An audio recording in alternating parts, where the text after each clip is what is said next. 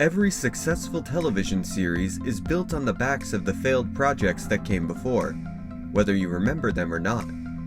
These shows had to fall apart for their stars to eventually land the roles that would define their careers. Do these shows deserve to be remembered? Was there anything prematurely axed that deserved better reception than it ultimately received? These are questions we'll try to answer as we examine the cast of Modern Family's failed first affairs. This is the First Shows Club.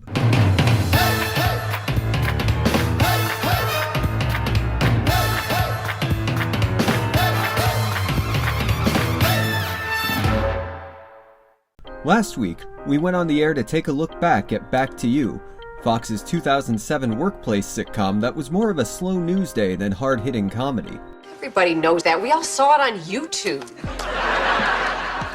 The show featured Ty Burrell in a co-starring role alongside the likes of Kelsey Grammer and was co-created by Christopher Lloyd and Stephen Levitan, who would go on to create Modern Family 2 years later.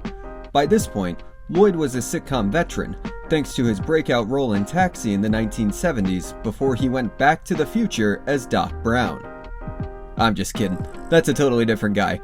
This Christopher Lloyd cut his teeth as a writer for The Golden Girls and Wings before teaming up with Grammer for the first time back in 1993 as a co-executive producer for Frasier for all 11 seasons of its run. In that series, it was established that Frasier Crane, his brother Niles, and their late mother Hester were all psychiatrists, leaving their policeman father Martin as the one non-doctor in the family. And just 1 year after Frasier's final sign-off, Lloyd seemingly decided to write what he knew and sold a new series to CBS with co-creator Joe Keenan about a mere marriage counselor in a family full of MDs. With a pilot directed by Kelsey Grammer himself, this new show went to series in the fall of 2005 under the title Out of Practice. Ben Barnes, played by Christopher Gorham and not John Mulaney in a wig, was a marriage counselor who was constantly overshadowed by the rest of his family, whether it was his older brother Oliver, a crude skirt-chasing plastic surgeon played by Ty Burrell. The long-term results of liposuction depend on what you do as much as on what I do. In other words, I can suck the fat out of your ass, but I can't get it out of your refrigerator. Or his sister Regina, an ER doctor and womanizer in her own right, played by Paula Marshall. You're bored. You're between girlfriends. Oh, trust me, if I were between girlfriends, I wouldn't be bored. If that wasn't bad enough, their parents, played by Stockard Channing and Henry Winkler, were both high-ranking specialists working together in the same hospital. Living up to your parents' expectations is hard enough. Can you imagine how much harder it would be if your parents were Rizzo and the Fonz? I guess there really are worse things you could do. Despite this perceived pecking order, the pilot is quick to establish that Ben is also the glue trying to hold the Barnes family together in the aftermath of their parents' recent divorce. With his own wife Naomi supposedly out of town, Ben has no choice but to spend his 30th birthday with his overbearing mother Lydia. But when his father Stuart unexpectedly tags along without the evening being ruined, Ben believes there's enough water under the bridge to get all 4 doctors to make a house call for dinner together at his apartment, only for his own marriage to flatline via voicemail. Call me. We need to talk about everything.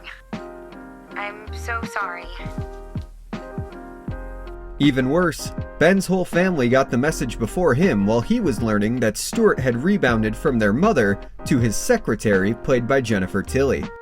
This sets up a second act farce for the ages, as both sides now have a salacious secret to keep until the time is right to reveal it. Several minutes and several misunderstandings later, This is unforgivable. I never liked that woman. Would you just stay calm for Ben? Look, I'm sorry, but this is such a betrayal.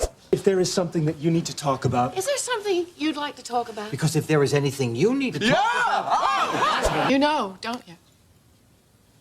Yeah, I know. Just remember, as far as we know, she and Dad never slept together until after you were divorced.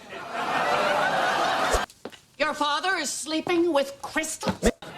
Naomi's leaving me? Oh, crap. all the beans are spilled and the mood is as dead as Ben's marriage. Despite their differences, the Barneses band together to support Ben in his time of need, and the established family dynamic is turned on its head.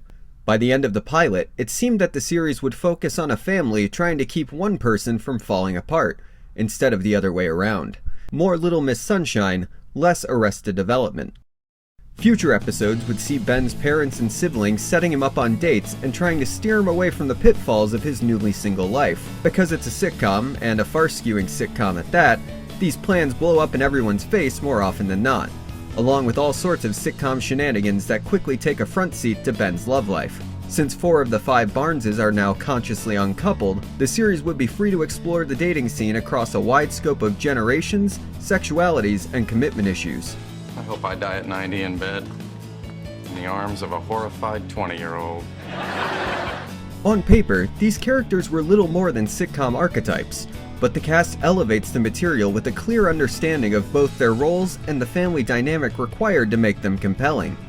Burrell brings a loathsome Lothario to life in the form of Oliver, where even the sleaziest lines don't rule him out as a character occasionally worth rooting for thanks to his performance. Hey, this is Oliver. Ben and I aren't home, so leave a message and we'll get back to you as soon as we can. I don't believe it. Some crazy bloke broke into my flat and recorded. Oh, I don't buy it either.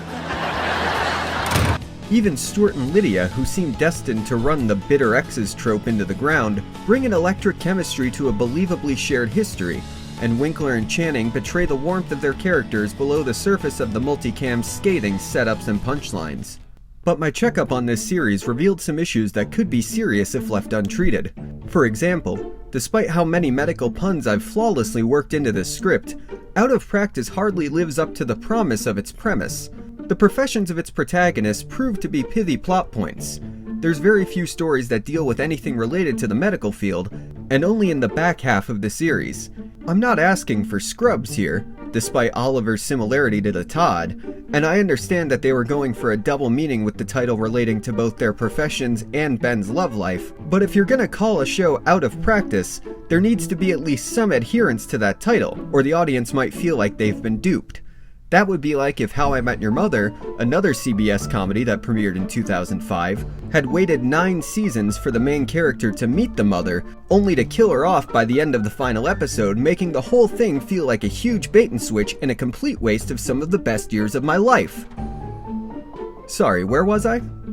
The other issue plaguing Out of Practice is the protagonist. Despite Christopher Gorham's best efforts, Ben suffers from a mild to moderate case of sitcom straight man syndrome, an affliction that's nothing to be ashamed of and affects many main characters his age. This is usually treated with a second season, where extending the lifespan of the series brings potential for additional character quirks. Unfortunately, this was a treatment plan that CBS deemed unnecessary, as the show was cancelled in May of 2006. So why didn't Out of Practice make perfect? Maybe there was only room for one sharp-dressed womanizer on CBS in 2005, but it looks to be a simple case of low ratings more than anything else. The show was first pulled from the schedule in January of 2006 to make room for the new adventures of old Christine, but Ty Burrell assured viewers in an interview that this was temporary and that the show would return in March with all new episodes. Technically, he was right, but when the show returned, only 2 additional episodes were aired before Out of Practice checked out for good, with CBS declining to air the remaining episodes and canceling the series. But did the show deserve a second season? Surprisingly, I would say yes. After Back to You left me wanting less, I went into this show with low expectations, assuming it would be full of cheap jokes and hackneyed sitcom setups. But Out of Practice had a lot more life in it than I was expecting, thanks in large part to the chemistry of its cast. And while I wouldn't accuse the writing of playing to the top of anyone's intelligence, there were enough zags among all the zigs to keep me on my toes and make me laugh out loud at least once an episode. As one of the few proud defenders of New Frasier, I would say that watching Out of Practice provided a similar viewing experience. There's nothing to write home about yet, but there's enough potential there to keep me invested and leave me wanting more from a potential second season.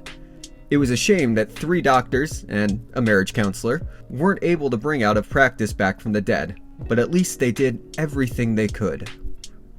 Next week, we'll be back in session to discuss The Class, another CBS sitcom from the following television season, with a cast including Jesse Tyler Ferguson, Lizzie Kaplan, and John Bernthal, just to name a few. Thank you guys so much for watching. If you made it this far, please do me a huge favor and just hit that like button, subscribe to the channel, anything you can to help the algorithm push this out to more people and get this channel off the ground as I continue this series. If you haven't already, feel free to take a look back at Back to You, which is also on my channel, or you can also take a look at my analysis of both of the live episodes of 30 Rock. See you next time!